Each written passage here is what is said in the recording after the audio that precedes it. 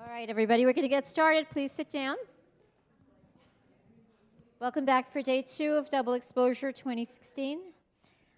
This first panel is very timely. It's all about race and sort of the camera's eye.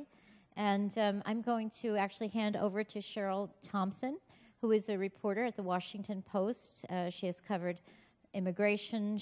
I actually have been studying her bio and feeling like, wow, we are so fortunate to have you here. So she has actually done a series at the Post that was looking at tracing the origin of guns used in violent crimes. Her other work, did that one win an Emmy? That one won an Emmy. Another one, she was part of a team in 2002 that won a Pulitzer Prize. And she's going to introduce the other panelists and take it away. Thank you. So I'm going to actually let the panelists, welcome guys, thanks for getting up kind of early on a Friday, at least it's early for me because it's Friday. I'm going to let the panelists introduce themselves. A brief 1-minute introduction or so would be good. I'm going to start with Lyric. Hi, I don't know if this is working. It's on. Oh, it's on? Okay. My name is Lyric CABRAL. I'm a documentary filmmaker. Made a film called Terror, co-directed a film called Terror that was here last year. I'm now working on a film called The Rashomon Effect, looking at citizen journalism in Ferguson and partnering with Chris Seltzer. Hello, I'm Chris Seltzer, citizen journalist, a Ferguson activist. I'm currently investigating 2 officer-involved murders in St. Louis, Missouri, and I'll be working with Lyric CABRAL. Hi, my name is Craig Atkinson. I recently made a documentary called Do Not Resist, which is about police militarization, which is currently in theaters, and we're hoping to spread it around not only in theaters, but we're doing a police academy tour as well to hopefully try to bring the film to the people that we actually need to hear it. So we're going to be doing that throughout the next year. So that's what we're working on. Craig also has Oscar cred. He just didn't want to say anything. No, I don't have any Oscar cred. Close to Oscar cred, no? The people I work for. Okay, I don't know how close do you have to be for the purpose of this get panel. some of that to rub off. Yes, absolutely, yes, lots of Oscar credit. No, I have none of Oscar credit, but Do Not Resist, I hear, is a contender. Contender. We'll see. Not important. Very important. Peace, everybody. I'm Julien TERRELL. I'm a community organizer from Harlem. I'm also a producer on the Argus Project, which we're going to be talking about. I spend a lot of my time working with folks in communities of color, talking about how do we document the police, but more importantly, how do we prepare ourselves for a community without police. I'd also like to say I'm a proud father. Say hello, Eileen. So just to bring that into the room, the work that we do as parents is also trying to make our communities and our society more safe for our kids. And hopefully that comes without police control. My name is Jamie Calvin. I'm actually a 19th century novelist who got conscripted into investigative reporting and now finds himself surrounded by filmmakers and people working on other platforms and is trying to make sense of it. I am the reporter who brought the Laquan McDonald incident to public attention, made known the existence of the video. So, you know, the relation of the kind of deep narrative reporting that I aspire to and video was very much in play in my experience.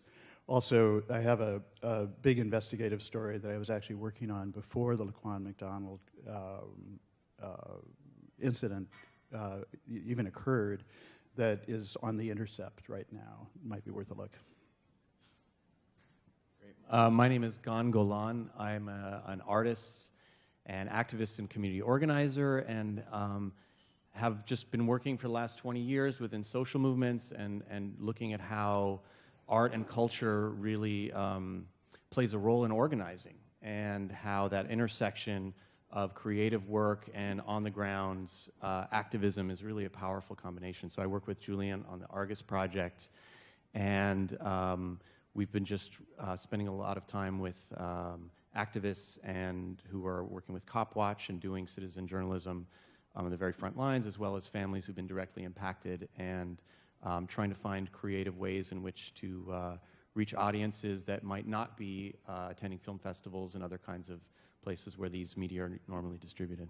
And I'm a bit under the weather, so if I'm sniffing a lot, it's not for the same reason that Donald Trump is sniffing during his debates, just letting you know that. Welcome to all of you guys.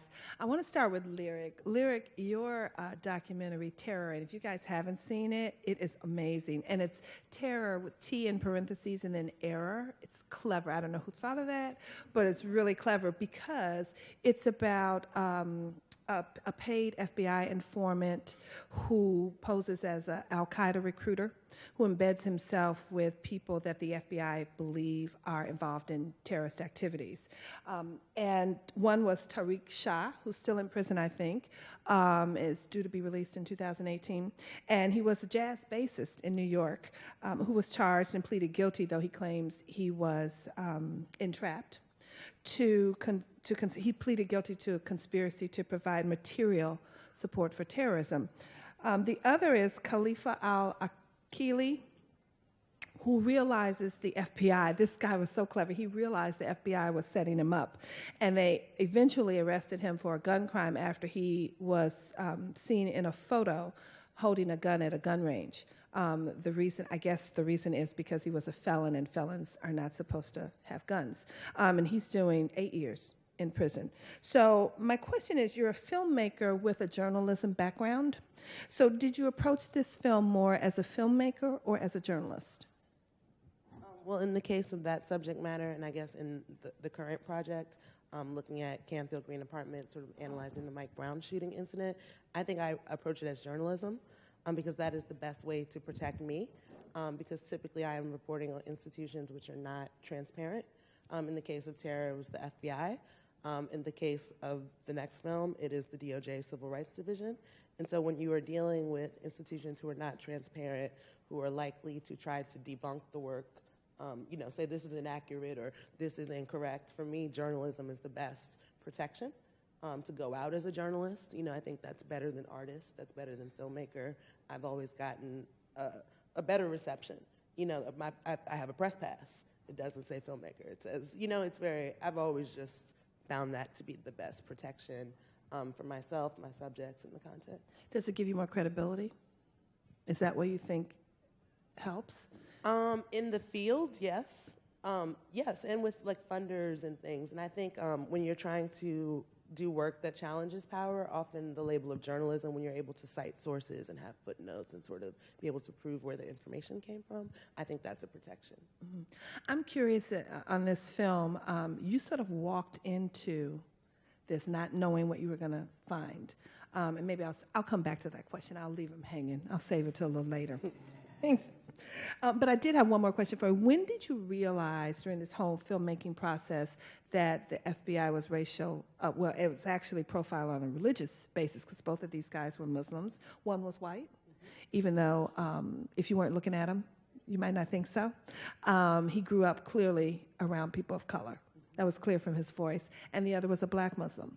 And so do you think that, and when did you realize that the FBI was profiling?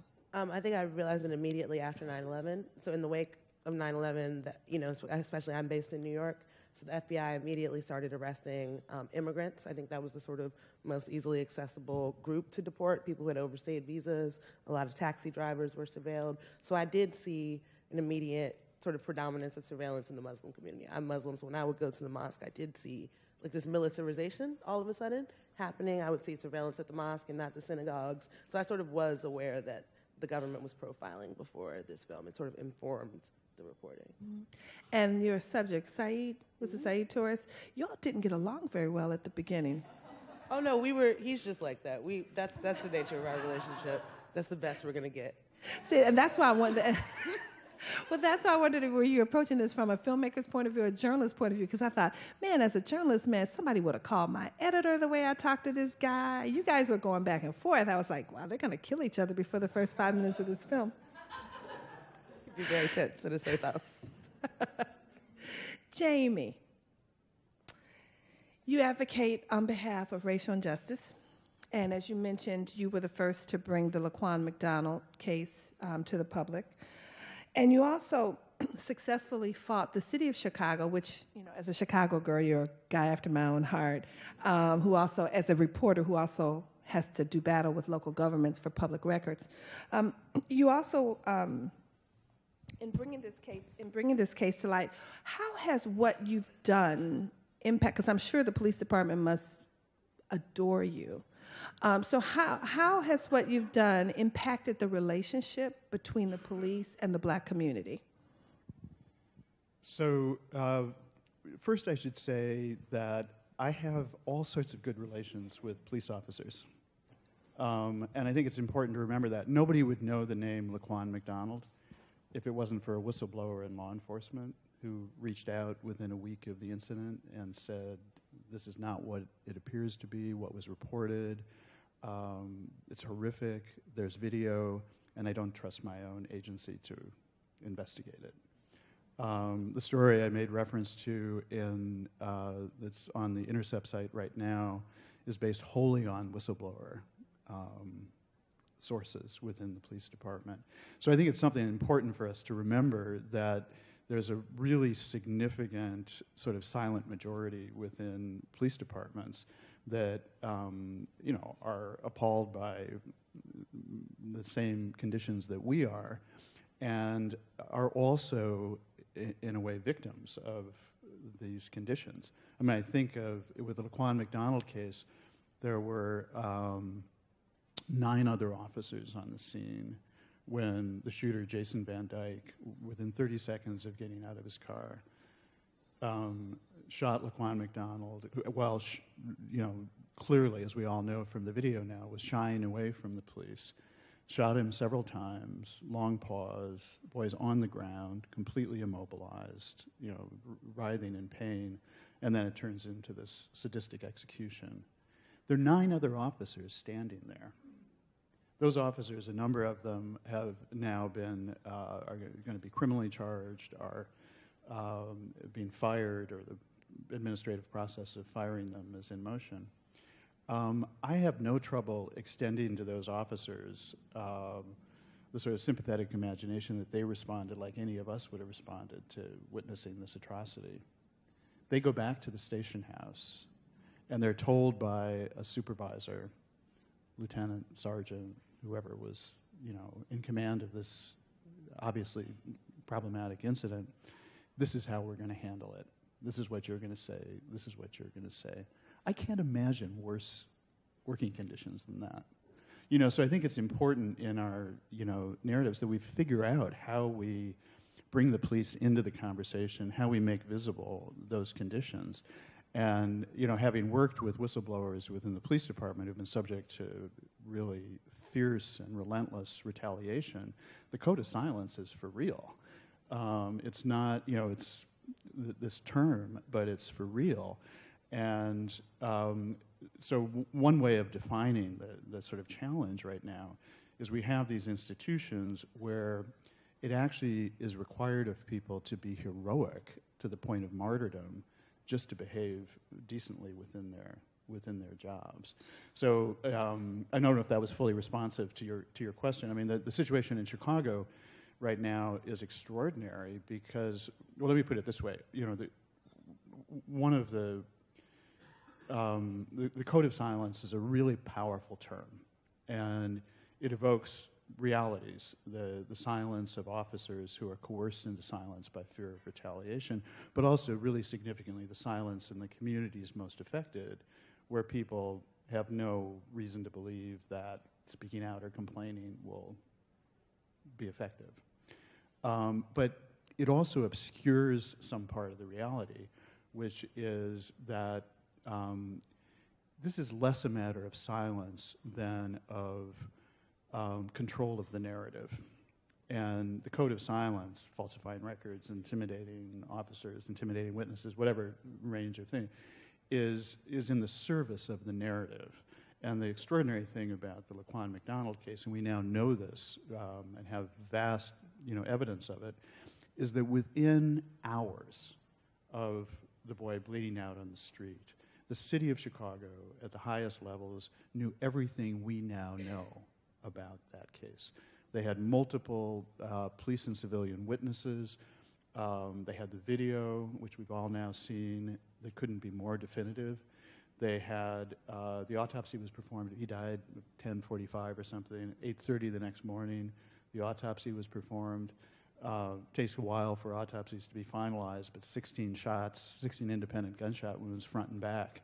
Doesn't take long to count. Well, was there any doubt that the upper echelon of city government knew? I mean, it's Chicago. So, but I think here's the thing that's challenging, and is I think a cover-up narrative about this is almost sentimental. You know, the idea that there was a handful of people who conspired in a room to say, we have to cover a bad thing happened, we have to cover this up. All the evidence that's come out suggests that this was standard operating procedure, and that they had every assumption that it would work as it would work as it had worked in the past. That seems to me a very different phenomenon. You know, we in the press, the cover-up narrative, the cover-up frame is almost reflexive. I think what we're contending with here, and not just in Chicago but nationally, is standard operating procedure, and that's much, much more challenging. So, you know, we're not dealing with a crisis right now of police violence. A crisis is a departure from the norm. What we're dealing with and contending with and trying to make visible in all of our work is, in fact, the norm. These are forms of structural violence that are built into the society we've created. And it requires, I think, a different kind of storytelling. And obviously, at the level of reform, the only reforms that matter are ones that go at foundational racism in these institutions. So, you know, I think that's at least a proper framing of this historic occasion we all find ourselves in the middle of. So I'll go back to my question. How has your work impacted the relationship? Or has it? Well, no. To go back to the image of the official narrative, one of the extraordinary, I mean, so most people know, at least in broad strokes, the history of the Laquan McDonald story. I mean, the city, literally from the first moments this occurred, at every juncture and at every level, doubled down on a narrative they knew to be false. Huge, huge investment. And that took the form of intimidating witnesses, destroying evidence, falsifying reports, ultimately a $5 million settlement with the family in the hopes of keeping the video from coming out. So, you know, this huge institutional investment in the official narrative. What has happened in Chicago is that the official narrative, to a degree I never could have imagined, has cratered and collapsed. And it has completely changed the political landscape. I mean, it's an extraordinary, extraordinary thing. And I think the case of Laquan, I mean, for me, it's just been mysterious and fascinating, and I really get more credit than I deserve, and I think played a small part in this. But the Laquan McDonald story is now a public narrative in Chicago and to some degree nationally that bears comparison with Emmett Till. You know, it is one of those stories that has broken through into people's moral imaginations. It's one of those stories that, I mean, there's not a day, I mean, it's part of the language of Chicago politics right now and our common life in Chicago. And to an extraordinary degree, it's become a story through which people make access to these profound structural conditions within institutions. So it's not just a narrative of the fate of this single child. It has been a window, and as I say, it's completely changed the political landscape. I'd like to come back to that comparison with Emmett Till. Thank you for that. Craig, the possible Oscar contender, Do Not Resist, explores several issues, including SWAT teams and the militarization of police in the U.S. And if you guys haven't seen it, it's another amazing film. It just looked at so many different things, and I'll get to the Juno issue in a minute. What's different about the way you tell a story than what we would read in the Washington Post or the New York Times? Well, I think that we started a year prior to Ferguson, so we thought we were going to have to break the story to the American public and what was happening with the police and all the equipment that they were receiving, but also the mentality shift, which was more than anything what I was curious about. After the Boston Marathon bombing, I thought the police approach to the community was much more of an occupying force. And with my father being a law enforcement officer for 29 years, I thought something perhaps had shifted from his era. Not saying that that era was perfect, but it seemed to be more connected with the needs of the community to some extent. And so when I was sharing this idea that I wanted to do a film on the police militarization a year prior to Ferguson, before the country woke up to this issue, I was being disregarded as either a conspiracy theorist or someone that just has wild fantasies. And I said, well, no, you can see the writing on the wall. It's just critical thinking, just connecting these things together. And so I knew that if I was going to do a piece with experts or talking heads or put my father's story into it, it was only going to be one section of a narrative that I could put forth. And I said, instead, let's put the camera exactly in the situations and let people decide for themselves. And the feedback that we've been getting is, thank you so much for not putting your personal story into it. Thank you so much for not putting experts and talking heads into it, because we just have an opportunity to see and go beyond the headlines that we've been hearing since Ferguson and get to see what this actual exchange looks like. What does a drug search warrant look like? And we had the opportunity to go on one that is indicative of with this department, they do 200 a year. And they were telling us, oh, it was going to be a drug kingpin. And we go, and they smash out the windows. And Ooh, don't tell, because that's my next question. Okay. Don't give it away. Well, to sum up the first question, I think that it was important for us to be there and to see it, and not to glorify the officers and not to not to condemn the accused. And since 1989, we've seen the TV show Cops, and it's always from the perspective of how awesome these cops are, and then it's just pixelated faces of people being arrested. And our approach was, well, can we take the pixelization away and go talk to the individuals that were just raided and say, well, tell me what that was actually like, and hear that side of the story. And it was something that we thought that was lacking in the whole portrayal of police in the community. So we thought that an observational approach would be the only effective way to communicate ideas that people hadn't even accessed yet. So leading into that, thank you for that tease. So what surprised you most while you were making this film? Was it the SWAT team converging on this house? If you guys, it's like SWAT team, they're breaking out windows. It's this little house somewhere. Was it Florida? That was in South Carolina. South Carolina. They had palm trees, so I automatically stereotyped it and thought Florida. And they're breaking windows, and there's like, a dozen of them, and all they come up with is a trace of marijuana. And somebody asking them, are you going to pay for our window that you broke? So what surprised you most? Or was it the tiny town of Juneau, Wisconsin, which has had no homicides, purchasing these armored military vehicles? Well, that raid was incredibly shocking, but it was even more shocking when we're standing around talking to the police afterwards, and we're like, well, how often do you do this? And they're like, oh, we do this 3 to 4 times a day. Like, we do this 200 times a year. And that, to me, was probably the most shocking. And I think for my father, too, being a cop watching this film, he was on SWAT for 13 years. They did 29 search warrants total in 13 years. Contrast that to teams that we were going out with, and they're doing it 3 to 4 times a day, 200 times a year. And so there's been this significant mission increase. And why?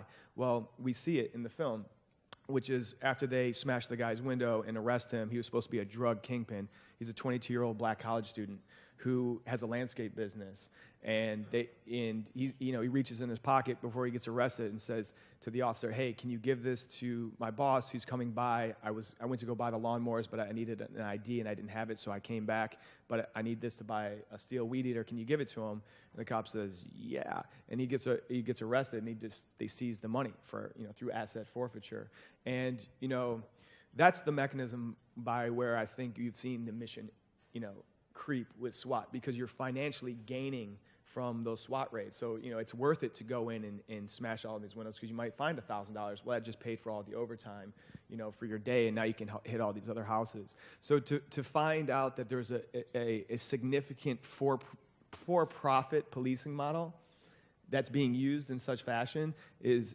absolutely unbelievable. You know, you take the equitable sharing program where, you know, the idea of asset forfeiture makes sense on paper. You take a criminal's money, you put it in a general fund for your city, you can pay for schools, roads, things like that. On paper, that makes sense. But the feds came in and said, we're not seizing enough property. I don't know what their thinking was, but it turned out to be that they said, listen, if you include one federal agent on your task force, then your department gets to keep 80% of the money, and we'll take 20% as a kickback system. So here we are in 2014 was the first year that there was more money seized through asset forfeiture than American citizens had taken from them through burglary. So $5.1 billion was amassed in 2014 through asset forfeiture, taking citizens' money, harvesting wealth out of communities, whereas only $3.5 billion was taken through citizens through criminal activity. So you've given people the tools of war, and then you've given them a financial incentive to use those tools. It's no different than Ferguson, where they're taxing citizens to pay for the operating revenue of their department. You could probably speak to this more, but Jennings lost $1 million in sales tax revenue because they lost a shopping center one year. Wouldn't you know, they got $1 million more money the next year through ticketing their citizens. So how many police interactions didn't need to happen? How many of those actions turned violent? So my thinking is, you know, I don't think that we're going to change the hearts and minds of people that have been, you know, thinking in racist terms since, you know, they got onto the job. My thinking is, how can we reduce this for-profit model that is requiring cops, who are oftentimes caught in the middle and, you know, being given a top-down objective that puts them at odds with their community. So even the best cops, you know, I talked to a lot of cops in Ferguson, they're like, we don't really want to treat citizens like ATMs, but we have to fill these quotas, you know? And so you've required police officers to become the de facto tax collectors in a community. And so you've turned the relationship on its head just from that mechanism. It's no longer protect and serve. It's, let's see what we can raise, you know, for this particular quarter. So that was shocking, to say the least. So how many of those raids were done on people of color? In my experience, all of them. Wow. All of them. I went on a half a dozen raids, never found anything, by the way. One time we tore up this woman's house in Rockford, Illinois for a bowl of weed, destroyed the home. They found a bowl of weed. One time they ran into a house in St. Louis County in north part of the city for a computer. It was in the middle of the night. I don't know why we needed to raid the house at 1 o'clock in the morning. It was for child pornography. Horrible crime. I'm glad the person is off the street. The only thing about it, he wasn't there. So, you know, they raid in the house with the full force of the SWAT team. His parents are there. They think they're being attacked. I mean, most homes in this country have guns in them. People reach for a weapon because they think they're being attacked, and then they end up getting killed by the SWAT team, and then the SWAT team gets let off because you're pointing a weapon at a police officer. You know, Wasn't there a woman, an elderly woman in Atlanta, and they raided her house? Yeah, and I believe this is the one I'm thinking of. Her son had given her like a effective revolver, you know, just because there was neighborhood kids that, you know, would come in the house from time to time and just to scare them away. And she's hard of hearing, grabs a revolver, goes downstairs, and the cops just, you know, murder her. You know, but, you know, we see time. I mean, but it's not, you know, they're entering homes. I mean, they're doing search warrants now in St. Louis County for code enforcement. You didn't pay your gas utility bill. We've seen it around the country using it for student loans, unpaid student loans. We've seen it in Florida. I mean, mind you, in Florida, you have a very wonderful example of how SWAT can be used. You have an armored vehicle puncturing a hole in the Pulse nightclub shooting, and it freed those hostages. Wonderful use of SWAT. Same SWAT teams, months prior, raiding barbershops for cutting hair without a license. Terrible use of SWAT. Unnecessary use of SWAT. So again, it's anytime we have these events, it's, you know, we need these tools for these events. However, you know, all the police officers said we're using this for terrorism, so we'd show up for these raids, and I'd say, okay, what are we doing today? And it was almost always search warrants, almost always for drugs. You know, you look at the Electronic Frontier Foundation's analysis of the sneak and peek provision of the Patriot Act, which allows police officers to go in your home without you being there and then maybe tell you about it after the fact. Sneak and peek provision. So 2013, there was 11,000 warrants issued for the sneak and peek provision. How many of those for terrorism? 51. How many of those for drug crimes? Over 9,000. So I'm not so sure that we need more surveillance equipment. I think that if you have it, I think you need to use it for the mission that you actually said it was going to be used for. And maybe, you know, we had the biggest surveillance network known to man prior to the Boston Marathon marathon bombing, prior to the San Bernardino shooting, prior to this most recent incident in New York, where the guy's father told the FBI that I'm suspecting my son of terrorism, yet that individual was able to go on eBay, buy citric acid, ball bearings, and an ignition switch. Why is that? How did our massive surveillance network not catch that? Well, maybe because they're using it for drug crimes and not trying to solve terrorism like they said they were going to. Maybe that was never the intention. So here we are, seeing, after all of these events, it's always like we need more equipment, we need more surveillance, and clearly we've had, that surveillance net in line, and it hadn't caught all these other ones. So why do we need more? What happened to the young man in South Carolina? Did he lose his business? Did he lose his job? It's a great question. Everyone is shocked to find out that, of course, he didn't get his money back because through asset. That I didn't ask because we kind of knew. Yeah, sure. That, right. Disappeared. Some people are shocked to find that out. But through civil asset forfeiture, your property is guilty until you prove it innocent. So it might take you $2,500 to fight it in a court of law. Well, he's only trying to get back $876. So we went back there the next day. We talked to him. He was let out of prison, for his half a gram of weed, and he was trying to figure out how he was going to buy the lawnmower, or how to create a legitimate business for himself. And it was just absolutely heartbreaking. And the fact that yes, they smashed the windows, and nothing happened, and they went on to the next house. And when we were talking about police reform, it's like if you're saying you're going to find a kilo and you find nothing, you at least have to repair the windows. These people had to sleep with bugs coming in their home that night. And I was watching an episode of Dallas SWAT, and they ran in the house, didn't find anything, and they're like, well, maybe he flushed it. So they went and got a hacksaw and hacked the guy's pipes. The pipe is only this big. Like, how much contraband are you going to find in a pipe this big? Of course, they didn't find anything. But now that man sleeps with sewage running into his basement. Rather than, so it's like there's such a disconnect from the police and the community, and how we think that that's not going to create ill will in the community over the course of time. There was children in the home. They said they had already been to the home. I see it no different than the drone program that, well, statistically only 10% of the people that are killed are intended targets. Over 90% are either unknown or innocents. Well, that creates massive ill will in communities, and there's reasons for people to not like that. It's the same thing that we're doing domestically, going into lower-income neighborhoods, hitting these houses 3 to 4 times a day. You don't think people are going to get upset with that? It's been going on for decades now. When I was in Ferguson, a lot of people were there for Mike Brown, but a lot of people were there that would tell me, they're like, we've been dealing with this for decades. And, it's this over-policing, these interactions that we have to have the cops for a saggy pants violation or for a residency permit. So if you come out of a house, correct me if I'm wrong, if you come out of a house, you don't have the address listed on your ID in Ferguson, you can get a residency ticket for not living there. So, why are these things are put in place? Because communities were failing, they weren't financially viable, and they needed to support that, and they decided to use the citizens as ATMs. So. Yes. We have a confer right here for a second. Okay. Kevin, you recorded the Michael Brown incident almost the same way that George Holliday did. Just a quick quiz. Do you know who George Holliday is? See, that's youth. Almost the same way George Holliday did in the 1991 incident involving Rodney King in Los Angeles, from an apartment and a balcony. You then shared the video with news outlets. Why was it important to you to film this? Well, for me, it was a joke.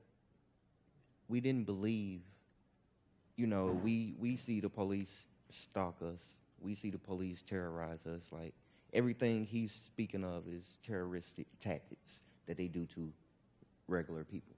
So this particular day, when I seen the running, when I seen this, I was laughing like, I didn't know what was getting ready to take place. And after seeing it, I was so shocked. Like, I just couldn't stop. And I haven't stopped. And they keep doing it. You had just moved there, right? You moved there. 10 months. 2 months? 10 months. 10 months you had lived there. And what was it? Because are you from Ferguson? No, I'm from St. Louis City, but it's all one. I didn't know about Ferguson until Ferguson happened. I don't think many people knew about Ferguson until Ferguson happened. But so, what did you think? You said you thought it was a joke, but when you realized it wasn't, what went through your mind? Not again. Like, I actually had something to where I knew if I said, well, I saw the police kill somebody, or I saw the police do this, just me being me, a young black male convicted felon, it's not worth anything. Like he said, I gave the world a narrative to make your own decision. Like, they killed Mike, and then, like, after they killed him, they just punished us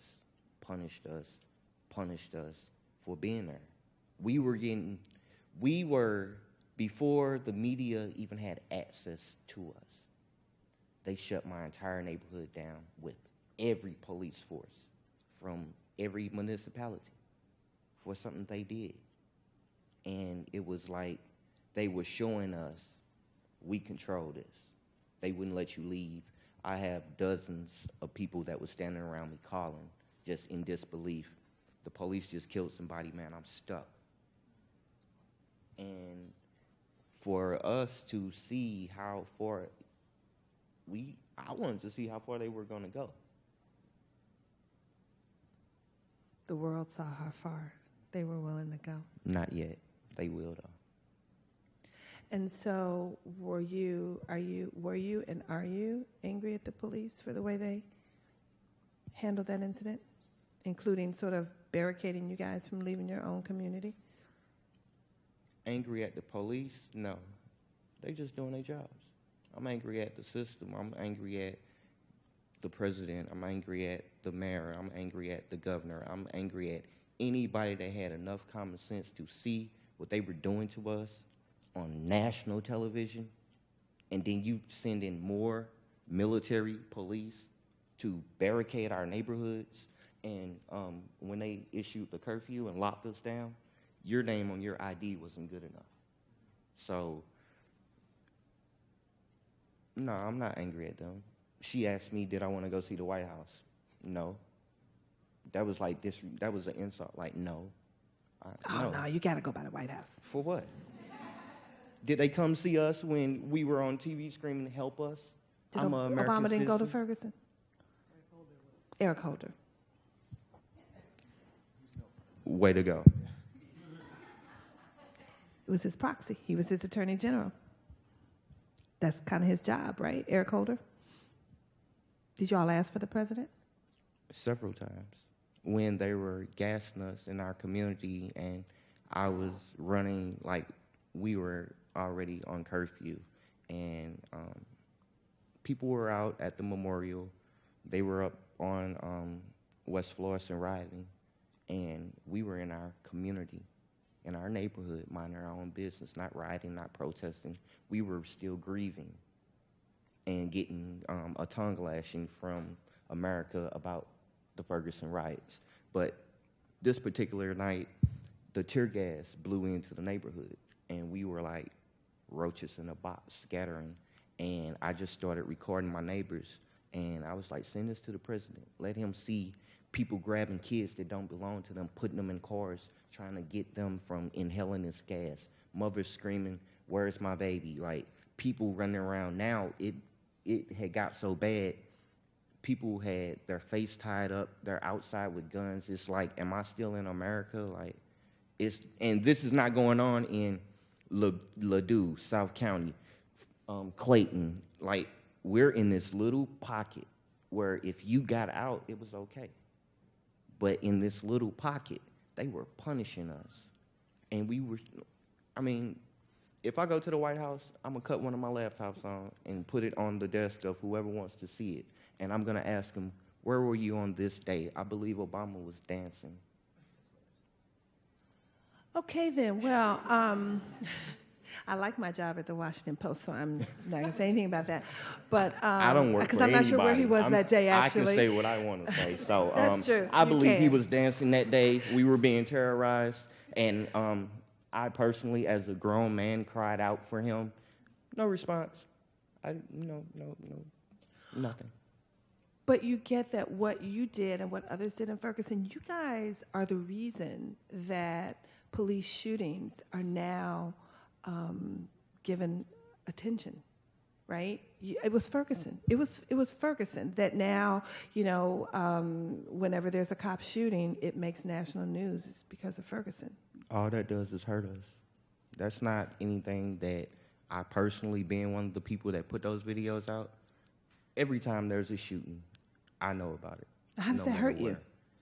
Because it just reminds me of what they did to us, and they're continuing to do it and do it and do it. Ferguson wasn't enough. That wasn't enough. Okay, we got Mike here. Okay, we gonna separate Mike. What about all these other people that did nothing? I know people that couldn't go to school. They're trying to be part of a society that says, do this and you'll be okay. People tell me all the time, well, maybe you should do what the police tell you to do. All that does is let them hit me with my hands down or up. I'd rather be in a defensive stand because I know I'm going to get hit regardless. Watching the police kill people on TV, you know what I get? Calls from other people's mothers where I help them bury their kids, and I listen to them cry. Chris, they're doing it again. And all I tell them is I'm working on it. That's not enough. Yeah, you can I just want to jump in whenever you... because he's a resident of Canfield Green, and I think it would be powerful actually to show the video, because most citizen journalism, and this is actually why I started working with Chris, because most citizen journalism captures the incident. We're so used to sort of that moment that Chris is speaking on, seeing a black body in distress, the violence. But what's interesting about his videos, he did not, in fact, record the Mike Brown shooting incident. Chris started filming about 15 seconds after. And what is interesting and very informative about his videos is that it has eyewitness testimony. No less than 40 individuals who saw Darren Wilson gun down Mike Brown. And sort of for me, what the interesting thing is that the raw footage, there's a huge discrepancy between what the witnesses are saying on the ground, who are predominantly black, and what the DOJ report says. I think we have it. Yes. And this, people have seen, Roll just tape. to add context, you guys have seen, no, not this one, the one that's labeled Chris. But just to add context, this video premiered on Anderson Cooper, CNN 360. I'm sure most of you have seen it, but I just think it's powerful to show what he shot in raw form, just to see the police, to see the community response. I think it really speaks to what we're speaking on.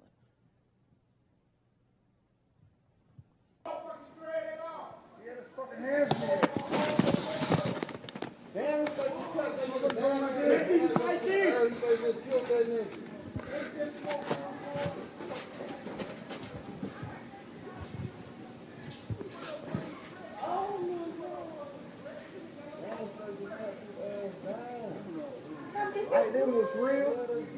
Hey.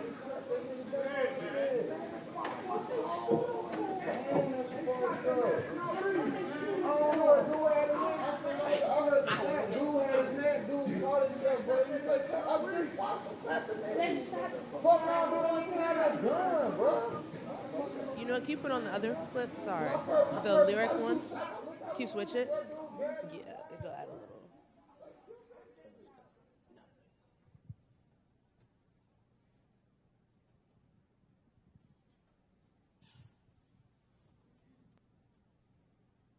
And hopefully this little clip will add context to that, just to put what Chris did in context.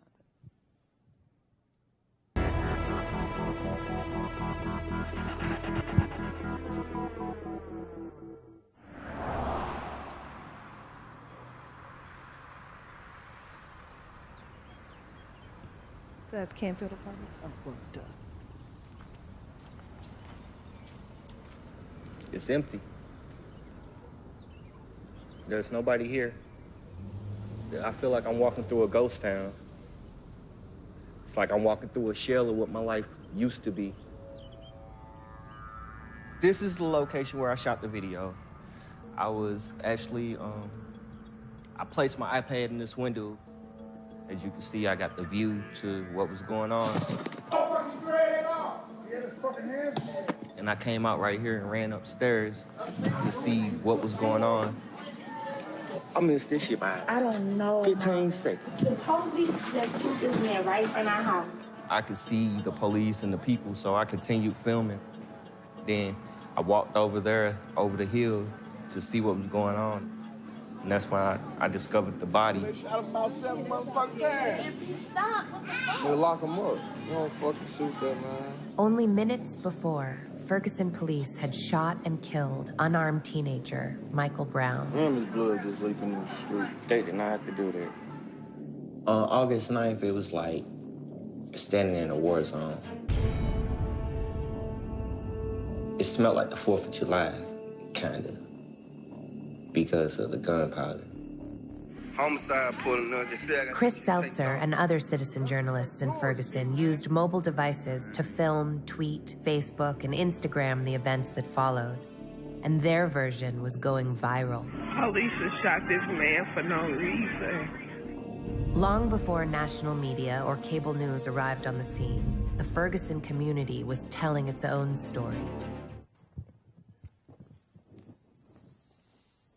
Just to give some context about what he filmed, but I think that sort of eyewitness testimony is very jarring, like from the media. And again, like the Laquan McDonald, you know, there is a big discrepancy between the official sort of police narrative and in this case, the Department of Justice narrative versus sort of what the people have seen and are saying.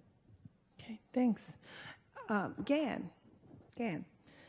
The killing of black folk by police has been going on for years. With basically no outrage outside of the black community. I wrote about a 14-year-old kid in D.C., Deontay Rawlings, who was unarmed and fatally shot in the back, dead center, actually in the back, by an off-duty D.C. cop over a stolen mini bike. The officer, there were no protests, there was no outrage, there was no indictment. The officer got a day's suspension, and he is back on the force and remains on the force. I want to talk about the people who have also been victims of this. There's, you know, then Michael Brown happens, right? Eric Garner, Sandra Bland. We forget about Sandra Bland. Walter Scott, Keith Scott, Terrence Sterling here in D.C. recently, Alton Sterling in Louisiana, Terrence Crutcher in Oklahoma, and Alfred Olongo in El Cajon. How important were cameras and citizen journalism in these cases and thrusting them into the public consciousness and onto the front pages? You know, I think we're seeing cities across America erupting in mass protest in response to what looks like an epidemic of police violence, but we know that the phenomenon has not increased in any measurable way, that this is decades long, centuries long, if we want to be real about it. And the only thing that has changed is we're finally having a national conversation precisely because of the footage that's been captured by citizen journalists, everyday people who I think are making a very courageous decision to film these incidents and then take that footage and making sure that it gets in the right hands and then getting it out to the public in a way that is challenging a system of control and power that is enforced by violence. And that's why we're having this conversation, is because for decades, maybe even centuries, certain populations, groups of people in this country have not been believed. And the truth that has been spoken has been discounted, and the video footage is now making it undeniable. And so I think it's really a question about whose truth is being believed by society in general, and it goes to the very core of, you know, racism in this country, but I think the video has finally made these things. We can't, for those parts of America that didn't believe it, did not have direct experience it, that maybe even we could say benefited from the existing system, now can't dismiss the truth. But you're right, citizen journalism and cell phone cameras are playing a huge role, right? And they've made this issue is now being seen as an American issue and not just a Black issue. And your project, the Argus Project, is very artistic. And film, as we know, is an artistic medium as well as an informational one. So what responsibility does a citizen documentarian / journalist have to go the informational route rather than the artistic route? Is it responsible socially to go the artistic route? I think it's, these systems are not just enforced by violence, they're also enforced by narrative and culture and mythology, and the reason that certain reasons that police are automatically believed in our society, that someone who, because of their profession, is automatically good, is automatically truthful, which is, I think a ridiculous assumption for anyone in any profession. But the reason is it's bolstered by so many layers of culture that exist in our society that tell us that. You flip on a television set, you're going to see tons and tons of cop shows that are telling us that police equals good. And even if there's a bad cop, there's still some sort of moral center of a good cop who's, turning in the bad cop. Right? So there's this narrative that is constantly being pushed on society that is makes cops automatically kind of the moral center, and therefore anyone they're arresting is is obviously guilty of something. And this is all mythology, right? That is being put out constantly. And so part of what we're doing, taking an artistic approach, is we're actually trying to attack that mythological part of this equation. Right? And I think there's incredible work being done on the ground by frontlines activists who are pulling out their cell phone cameras and doing that work. And we're just trying to amplify it by directly challenging that mythology. And just to give you a quick sense of what the project is, it's a transmedia project, meaning it has a few different pieces. But at the center of it, we're actually building a counter-surveillance exosuit. And we kind of started with this question, if police wear body armor in order to protect themselves while in public, what does the public need to wear in order to protect themselves from the police? So we're building an actual bodysuit that is loaded from head to toe with cameras and other sensors and devices that, in working with Cop Watch chapters, we're actually going to be deploying out on the streets to very visibly monitor and surveil police activity.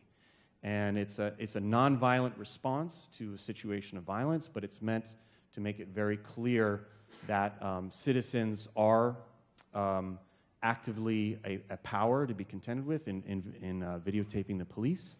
But it's also a spectacle, an artistic spectacle, that's creating an image of heroism around the people who are doing this. There's so many images of heroism, even when I was watching Do Not Resist, so much of what the police show up with is not just weapons of violence, but symbols that are meant to project power, right? The costumes, the armored vehicles, all of those are symbols. They're not just tools. And so we are also creating symbols that are creating a mythology of heroism to amplify the work that people are doing on the ground. And there's a pop culture strategy there. A lot of people that resonates. I think when I personally love a lot of pop culture. It's kind of a common place where a lot of Americans get our media and get our culture. It's not from museums and art galleries, and so we're kind of creating a kind of pop culture image that is meant to show, spark people's imagination about what it means to go out and film the police, and saying that's a very courageous and heroic thing to do. So that's kind of why we've taken that approach. Thank you. Yeah. Julien, didn't forget you down there. How is investigative filmmaking reshaping the way we think about the relationship between the community or communities of color and the police? I think we have to think about who's watching it, because for some of the videos, it's not reshaping anything at all. It's really just showing what we see every day. I think I spend a lot of my time talking primarily with young people about their relationships with the cops, or I would say the lack thereof. When you talk about a relationship, at least I would like to say it's based on respect. I would like to say it's based on an exchange where both sides are valued. And when we understand that that's not the case, I wouldn't call it a relationship. I would say that there's officers who exist in our community, without any type of decision-making power from the folks who live in that community. So I think that now a lot of times where we have the videos that are being put up, I think, one, it's able to broadcast similar to what other folks have been saying on the panel, but I think specifically what we saw in the clip, right, it's not just the fact that, somebody was shot, it's the fact that it's a constant reminder and it's a constant re-triggering. It's a constant, re-traumatization of the people who live in these communities. So when you see these videos, for however long that video is, yes, you are seeing the atrocity of somebody being killed, but it's also a reminder that, yes, it is happening again, right? Just the fact that a video in itself has to be put online or has to be given to, saying like a media outlet to show is to say that, one, this is allowed, right? Because it wouldn't be happening if it was being allowed, right? Mm-hmm. We can at least shake our heads on that, yes, okay, right? But also to the fact that what comes after that, right? When we had the Eric Garner case, right, that video wasn't used in that case, right? For a lot of people, right, the people had been filming the police before and everything like that, but when the video got uploaded around Eric Garner again, right, there was no justice in that case, right? Their family is still fighting, right? So I don't think that there's always the piece where like people are filming it to the point where they put up where they hope there's gonna be justice. Folks just want to know that this is what's happening in our neighborhood, and the fact that in 2016 that we still have to have conversations, right, about community police relations, right? The fact that we still have to have that anytime you speak out against the police, and sometimes when people do it, it comes with a disclaimer, but I still support the good cops, right? Or I still support our troops, right? It gets to the point where it's like our relationships are being built around the fact that we almost have to compromise what our reality is, right? I think when you're talking about young people, especially who live in the communities who are coming up, right? I talked to my daughter, she's 7 years old, right? I don't want to be having conversations about police violence. I don't want to be having conversations about what do you do when you walk by a police officer, right? Because at the end of the day, I've seen young people as young as 8 taken out of their classrooms in cuffs, right? This is the reality that we live in, right? So when we talk about a relationship, I would love to get to the point, right, where there is respect that's interjected, or when you have elected officials who are talking about we need to be able to open up a conversation. We need to understand that there's been a broken relationship that started a long time ago, one, and two, we never asked for police to be in our communities in the first place. Right, the issues that are trying to be solved in our communities also come from the same symptoms that are creating this police violence. We talk about the drug war, right? Last time I checked, there aren't any poppy fields in Harlem. Last time I checked, right, the surveillance or the floodlights that exist outside of, public housing in East Harlem, that equipment isn't being made, in East Harlem. It's not being made in Brooklyn. It's not being made in Ferguson. Right, or the vans. I don't know if anybody's ever been to public housing in New York City, but if you have, right, you'll see a van, right? And the van literally has a surveillance tower that comes out of the top of it. Think about that. Think about that. Think about what would you do if you were going to school every day and that is the first thing that you see. So when we talk about making an exosuit, one of the things I love talking about is it's like, well, why is that crazy to be able to create a suit when we see this in real life outside of our doors every day? Right? So I think the relationship, especially that I love about, being able to film it is something that's where I don't have to ask, for something that's outside of me. If everybody has a cell phone in your pocket, then you have power right there. Right? And when we're talking about communities, we're talking about intentional relationships. Those are the relationships that I ask folks and that we ask folks through the Argus Project and the projects that we choose to support. Those are the relationships that we want to lift up.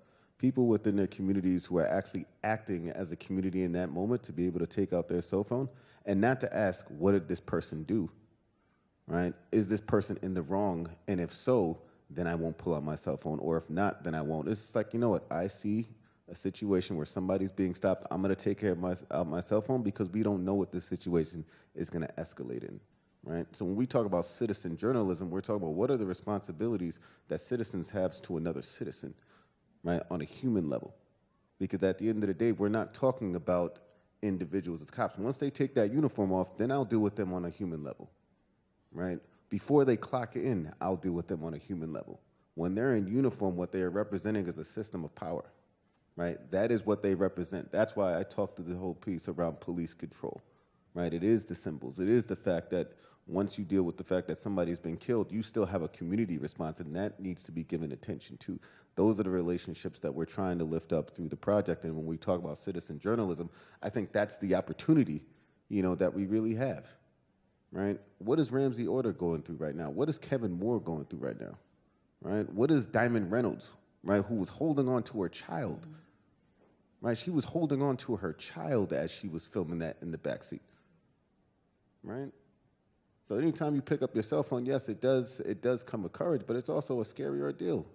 It's a very scary ordeal. So you think about it, how much courage does it take for you to hold on to your child to be able to film a situation where your loved one is getting killed right in front of you, right? That's what we're talking about with citizen journalism, right? It's people really stepping into their power, as we say, saying within our movement, and being able to show that, in this, I can't stop you from doing what you're going to do, because if I choose to put my hands on you, like sometimes we want to, right? That's also a 7-year case, at least in New York City it is.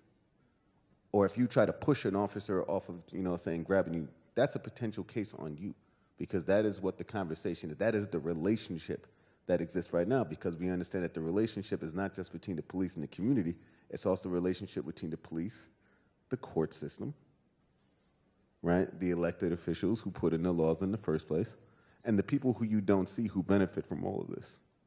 Right, and I think that's really the opportunity that we have with the citizen journalism. You may just be viewing one situation, but essentially what's happening is you're seeing, for that moment in time, you're seeing a system exposed. Now, what the opportunity that we have to do is, what do we do with these videos? What do we do with them? You call me as a reporter. Thank you for that. I think this is a good time to open it up for questions. Just stand up. Do they need to be mic'd? Because I can play Oprah. Thank you. Thank you all. Thank you. I want to be the first person to buy that outfit with all the cameras, so I'll give you my card. I just have a question. Anyone can address it. Do you remember after Ferguson, a black minister came out and said, he's tired of black people complaining about what happened at Ferguson. When police ask you to get off the sidewalk or do something, do it. Do you remember that? I just thought, how would you address that kind of, it was a voice in the wilderness, but it sort of went viral, I think, at the time. I would answer it by telling him, come to Ferguson. Don Lemon, Anderson Cooper, anybody that came to Ferguson, they understand the 5-second rule. You can't stand still for 5 seconds or you'll go to jail. I had to be rescued because of the 5-second rule. So for anybody to say, cooperate, do what you're supposed to do, I would say, come beat me for 30 seconds. You won't make it 5.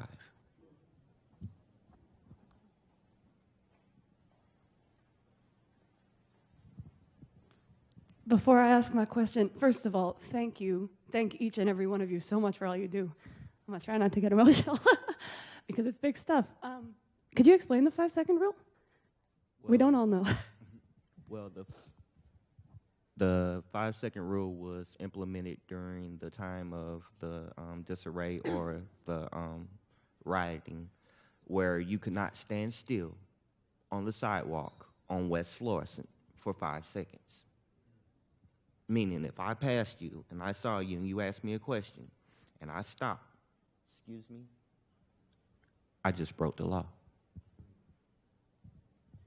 There's a scene in Do Not Resist that we show that, and Anderson Cooper is walking down the street saying, the cops are saying that if anyone stops moving, it was a intimidation tactic because they didn't want people, and it wasn't even during the riot. There was riots. This was during the protest. People were walking down the street, and the police wanted to corral people into one area and say, this is the protest area. Well, that's not constitutionally legal anyway, but they were going to corral them in one certain area. Or if you didn't want to be in that area, you had to keep moving. So if anybody was stopped still for even a small amount of time, And, you know, even I stopped to film the cops, and they're like, keep moving, sir. And then next thing you know, someone got arrested. Some individual got arrested. You know, I'm sure you were down there that day as well, for not walking. And there was elderly people down there that said, well, do we have to also keep walking? Because it's tough to, you know, but they were just out there to protest. But it was just another layer of intimidation that to try to break up, you know, the protest. So instead of facilitating the protest, which is what they should have done, they met it with the full force of, you know, everything that they had. Wow. Yeah, that's case in point, a really wild detail that not all of us know. I was going to ask about, talking about systems, I was going to ask about police departments, public information offices, and specifically their social media presences. Their police departments have Twitter accounts. Folks who tune in at home when there are these incidents, they're a real mixed bag. The standards that the practices, the way that they use their social media accounts.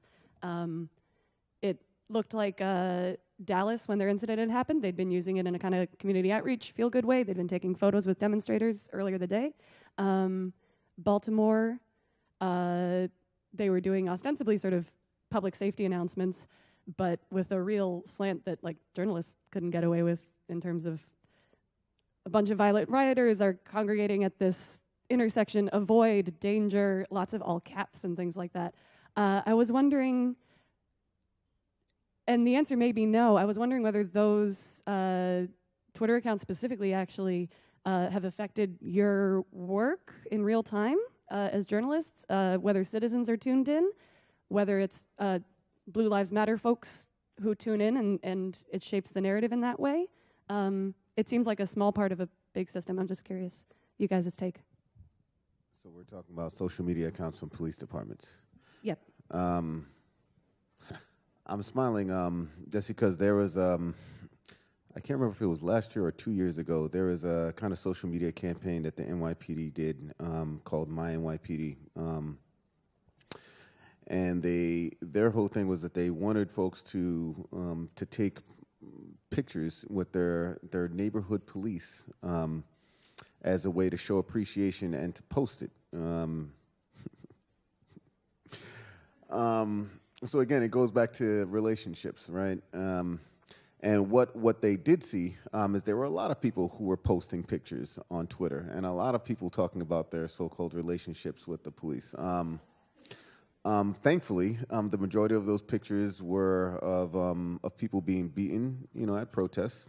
You know, people who had taken pictures, you know, saying of their loved ones being arrested.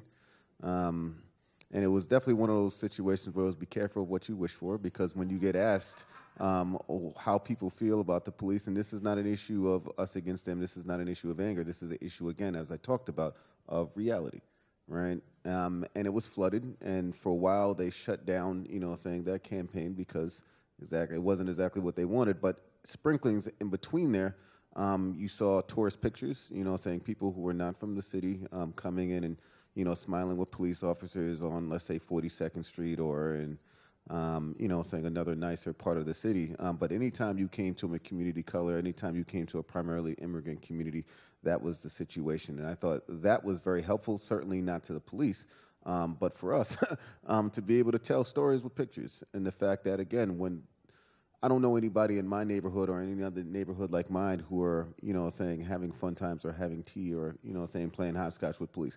And I don't say that lightly. I say it to the fact that, again, oftentimes, you know, saying these are also campaigns that, you know, some of the elected officials or some of our so-called community leaders want to be able to support. It's like, hey, this is opportunities that we can use to be able to show this, but there's still this reinforcement of let's gloss over everything that's happening and just put, you know, saying photos that we can lift up to say that, hey, there are folks, you know, because at the end of the day, there are police officers, right, who are trying to challenge. They're certainly not going to have their picture taken because oftentimes, you know, they also can be fired. But I think that one of the things that we also have to be mindful of, and I'll stop with this, is the intelligence division in New York City was used as a breeding ground for surveillance tactics against the Muslim community. And they had a specific division called the Muslim Surveillance Team. When that was disbanded, one of the things that they did is they may have got rid of the name of the team, But what they did is all their findings, all their tactics that they used, they pretty much decentralized it into the larger intelligence division,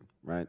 And what happened from that is they ended up assigning a new team. That team is specifically responsible for surveilling social media, right? The idea from NYPD also came from them, right? And what they use that for is to be able to conduct the largest New York City raid in Manhattanville and Grant Houses, which is in West Harlem, where I'm from.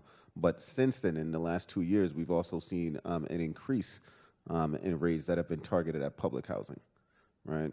So I say that to say that, you know, just from being able to put out something that's more like a hashtag, it oftentimes comes with the cover for other things that are happening, and oftentimes it is a way to be able to surveil. There's a question right here. Y'all are fabulous. Thank you. And just as we as a community are aware of the fact that everyone has a cell phone in their pocket and has the capacity to be a camera person and, you know, film such incidents as this, I'm curious if any of you could speak to police strategies about finding the people who film the videos. And I just also wanted to mention, for anyone who isn't aware, Field of Vision, which is connected to The Intercept, which published your piece, has just created a new secure drop for people to be able to upload video without being able to be traced to their source. Actually,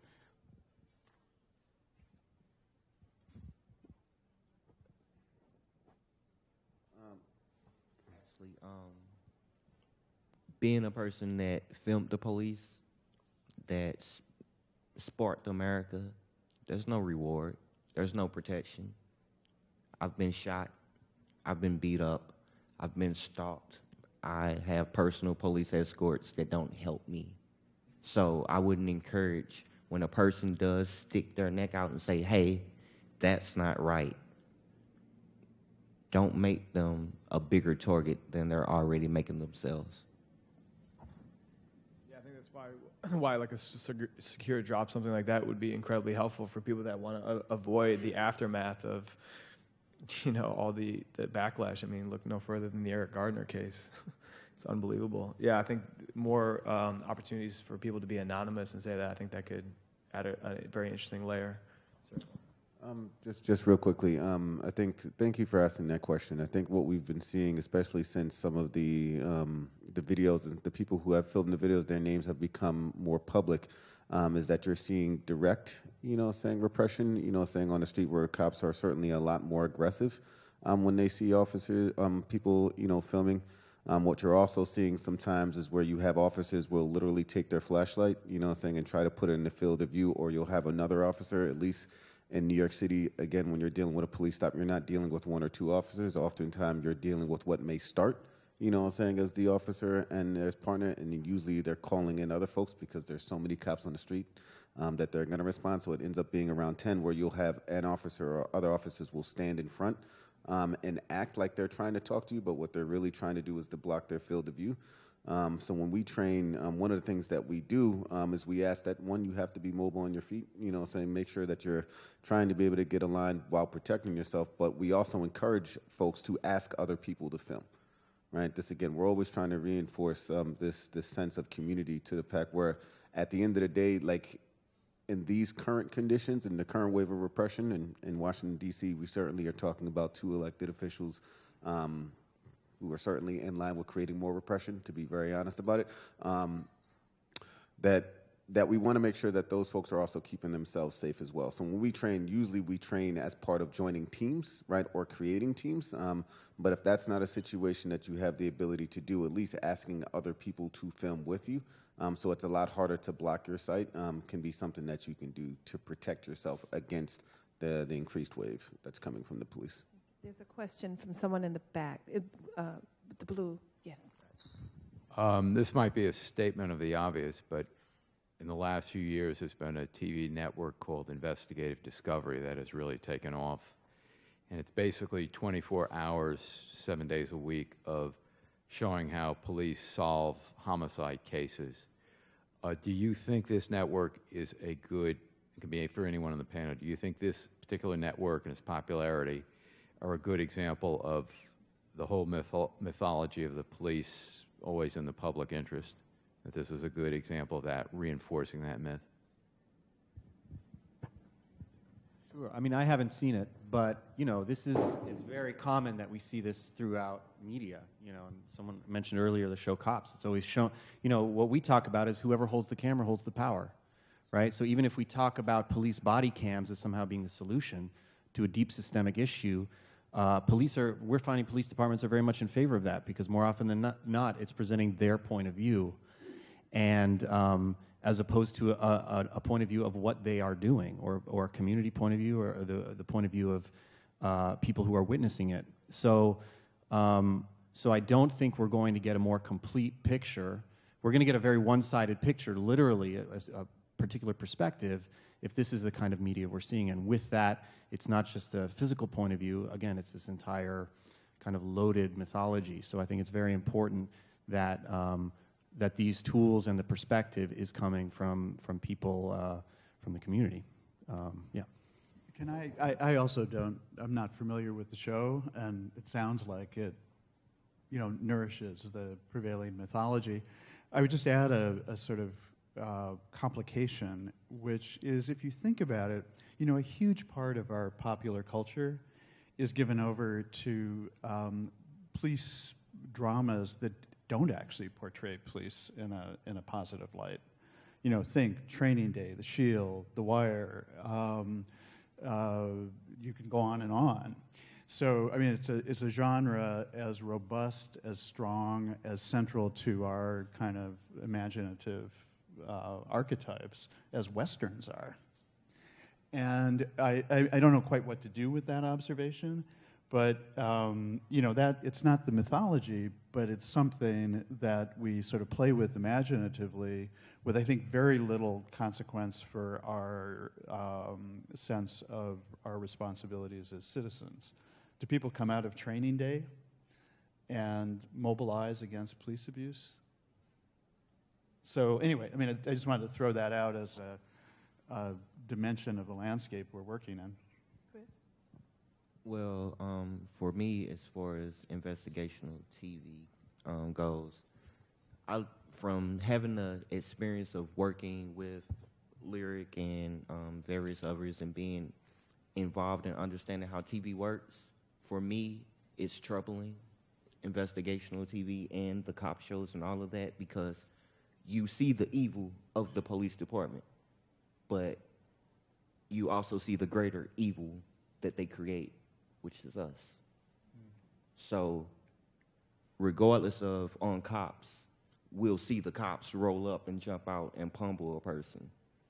And there's no questions, there's no regards. I love cops, actually, like the show, not cops.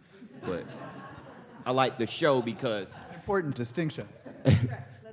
Yes, I love the show.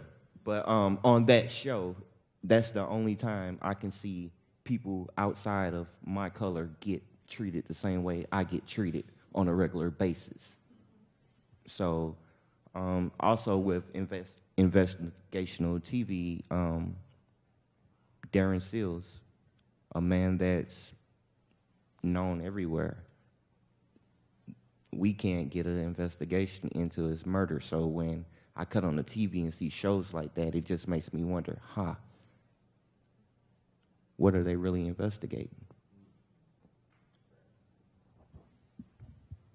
I think we have time for one or two questions. The young lady in the white blouse. Yeah, that's her. She's looking around. She's looking around for a mic. Hello, everyone. My name is Alexa Imani Spencer. I am a sophomore journalism major at Howard University, and I'm from Austin, Texas. My question addresses mental health. I know as a journalist, it is a very powerful job. You have an obligation to truth, and with that truth comes a lot of pain. When you're exposed to so much death and when you're exposed to so much hatred. I know as a Black woman on a regular basis, I find myself troubled just turning on my cell phone and seeing videos of my brothers dying constantly. When I saw Mike Brown die, I had to call my brother to make sure he was okay. So I just wanted to know, how do you all deal with the potential trauma that comes with the work that you do? I will say that's a good question, talking about mental health, and I would just say I don't have the answer to that per se. I think it's something that I'm still working through. But I will say that a lot of, something about the Mike Brown's body layout on Canfield Drive for 4.5 hours. So children walked through that. Like, that street was literally the middle of the community. So the body was out there so long, the school day ended. Babies were pushed past it. The day went on. Music was played by the body. So I guess what I'm saying is that, the trauma beyond the videos, when there is no justice, or sort of what in the community narrative greatly differs than the official narrative, the police narrative, or in the case of the Mike Brown situation, the Department of Justice report into the shooting, that's still traumatizing. The fact that this space, the body is still in memory, but there has been no justice. So I think that is also a level of the community is still getting through, because so many people testified, for instance, for that report that took time to re-traumatize themselves and go into intense details of the day and picture it so clearly and sort of articulate this to the FBI investigators and to the Department of Justice. But then when they read the report, it's like sort of that testimony was not accurately reflected. So in terms of mental health, I think that's what we need to think about these videos. The people that see them but see no justice. I think that's an added level of trauma, and sort of that's what I see with Chris, because he was so brave with these videos. They made it to the DOJ. They're referenced in the DOJ report about the Mike Brown shooting. Unfortunately, the report saying that all the sort of voices in there have been debunked. What the people are saying is wrong, but the video's right. But it's like, what does that do for your mental health? And I don't know the answer. And I think just from knowing Chris, he goes back and forth. And I know other citizen journalists that are wavering, like, should I have filmed this? What has it bought? What has it done for the community? In fact, there is no justice. There is no indictment. What does the video do? So that's why when I hear Chris say, every time I see a video, I see Mike Brown. Because when there's no justice, it's just repetitive, if that makes sense. And it almost makes you question the act. And so that's why, I guess that's why we're working together, just in trying to sort of add credibility to these community perspectives, because there are people who feel that what they saw was not believed. And that is traumatizing when you saw it. One more. Lady in black. I'm sorry, I didn't see him. Two more, yes. Thank you.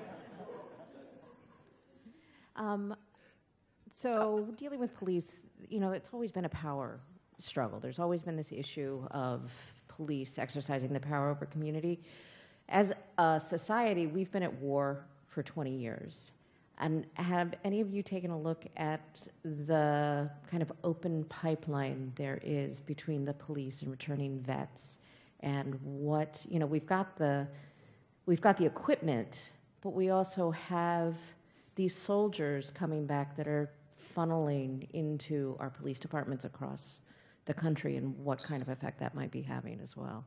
Well, I can say that, at least anecdotally, our findings were the exact same findings of I believe the ACLU report, which was the fact that 40% of the SWAT team members were ex-military.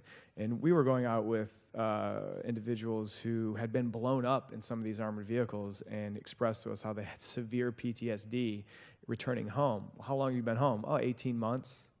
And we're riding around with these guys fully armed, and just their situational awareness, what they call hypervigilant, looking around, snapping their head, and you could see that there was still some residual feelings. But, it's conditioned response, muscle memory. You put the tools of war back on, you're doing the exact same raids that you were doing Fallujah. There's no separation. To the point that it even goes further. The trainer that we cover in Do Not Resist, Dave Grossman, this is a man that spent 25 years teaching the military how to improve their kill ratio, because the military wasn't killing enough people in war. So they had to figure out a way to interrupt the natural defense mechanism for humans not to want to kill other humans. There's a species defense mechanism.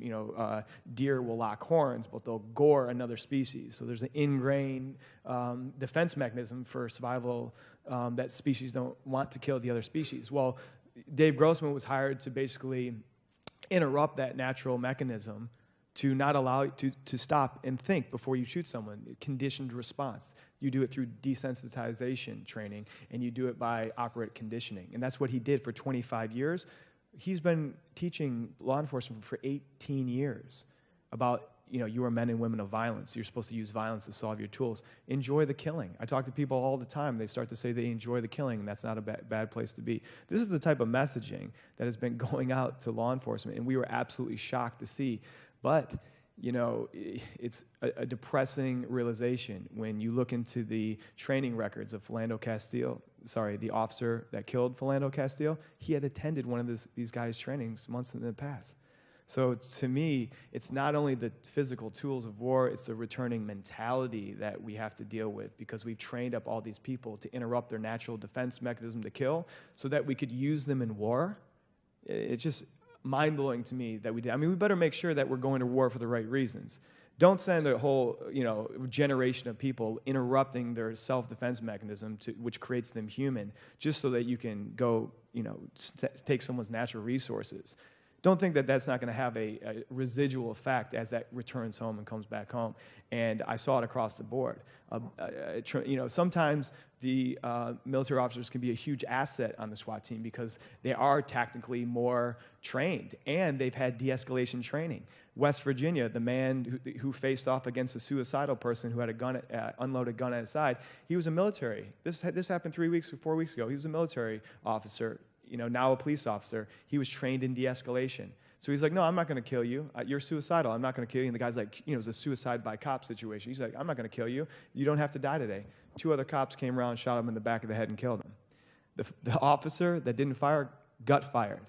Got fired for not killing the guy. How do we not have some sort of provision that if this man wants to be a hero and put himself in danger to preserve a life? The message that we're sending is if you do that, you get fired. If you use restraint, you get fired. If you try to de-escalate a situation, you get fired. But, so it's the mentality that is getting confused. We have all the tools and we have the aggressiveness, but we don't have the de-escalation that the military also, has. So. Sure. I mean, yes. That's true.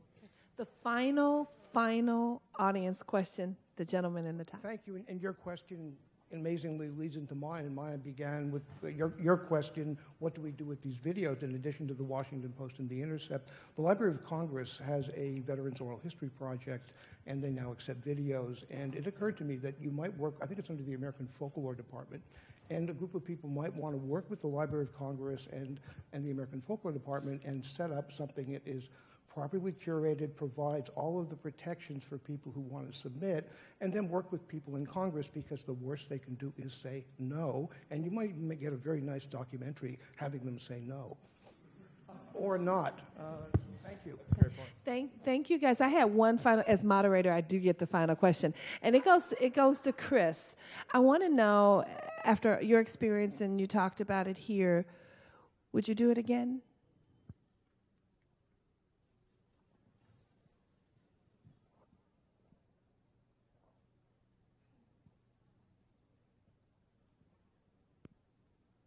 Because of my community and the people that I represent, yes.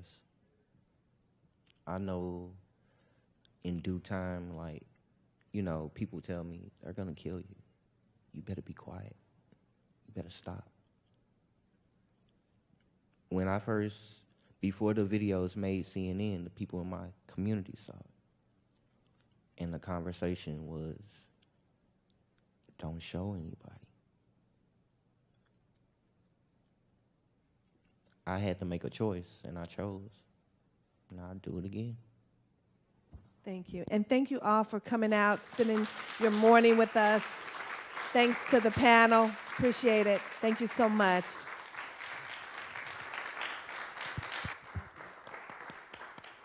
This was a fabulous panel. Thank you all, each of you. Because it was so fabulous, we actually pushed over the other panel, which was supposed to start at 10:30. First person singular is actually starting at 11. So if you wanted to make that one, it's at the Zenger room. And the prisons panel is starting here at 11:15. A difficult choice.